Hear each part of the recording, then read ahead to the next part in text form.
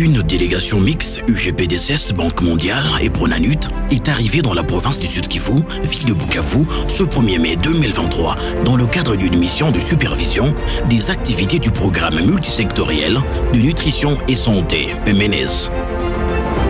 Tout juste à leur arrivée, ils ont été reçus par son Excellence Théon Wabidje-Kasi, gouverneur de province, pour présenter les civilités et par la même occasion, lui faire un petit briefing sur leur mission. Alors, nous avons axé notre discussion autour de 3 charnières. Donc, la première charnière, c'était d'abord lui présenter les réalisations du programme dans le Sud-Kivu.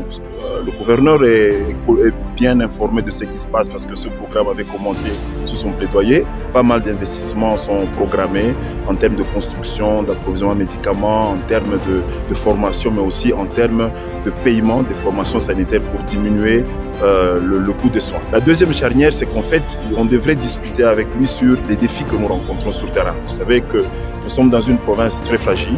Et là, il fallait que l'autorité provinciale accompagne les équipes de terrain sur la résolution d'un certain nombre de questions de gouvernance, des questions, n'est-ce pas, de couverture, mais aussi des questions de facilitation. On aborde aussi la question du paiement des salaires. C'est pas possible que nous ayons des structures de santé où les personnels dépendent totalement du programme. Et donc, ce n'est pas évident. Donc, le long terme, il faudrait qu'on puisse mettre en place un système qui paye des salaires de manière régulière. Et la dernière charnière, c'était l'écouter aussi. En fait, en tant qu'autorité provinciale, il a une vision, il a un plan d'investissement. Donc nous sommes restés avec lui pour qu'il nous dise un peu qu'est-ce qu'on pourrait améliorer. Ce projet est multisectoriel et donc au-delà du volet santé, il y a également un volet agricole pour permettre au niveau des ménages d'avoir assez d'aliments afin de prévenir la malnutrition. Bon, pour le moment, au niveau de la province du Sud-Kivu, on avait commencé dans 13 zones de santé. Et là, on est dans 23 zones de santé. Ça vous fait au-delà de 330 structures de santé qui sont prises en compte. Mais aussi un élément important, on aura des infrastructures qu'on va réhabiliter et construire autour de. Je dois vous le dire que notre pays, la RDC, fait face à un problème sérieux de malnutrition chronique, appelé aussi retard de croissance, qui aujourd'hui affecte environ 42% de la population âgée de moins de 5 ans.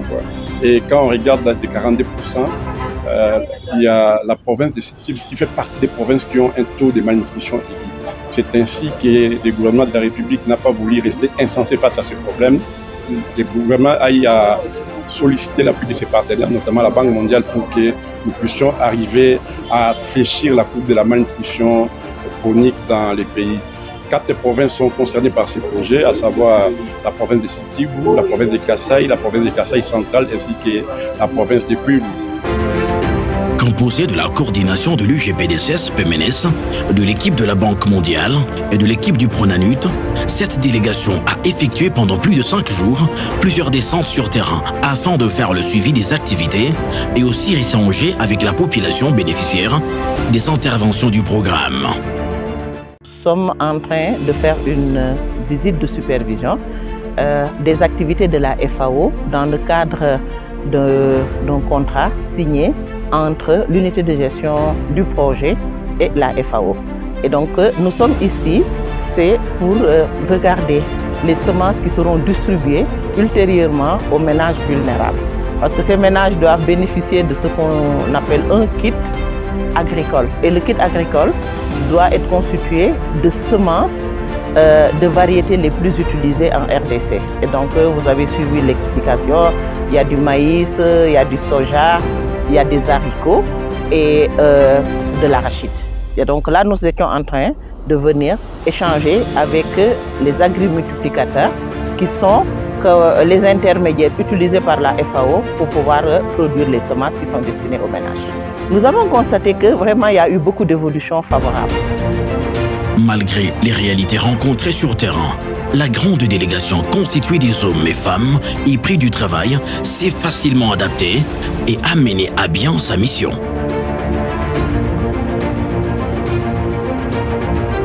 Des séances de travail, toujours dans le cadre de supervision, ont été organisées avec différentes organisations partenaires en province.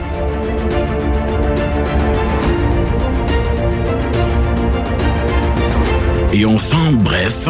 3 éléments à retenir. D'abord, le premier élément, c'est le dialogue avec les autorités provinciales que nous avons rencontrées, qui sont très engagées, qui se sont appropriées le projet. C'est très important ça pour réussir la mise en œuvre. Deuxième élément, qu'on a de plus en plus une collaboration entre les acteurs de mise en œuvre, n'est-ce pas, sur les différentes composantes du projet. Ça, c'est une très bonne chose parce qu'on se rend compte que les gens comprennent que nous sommes dans un seul projet.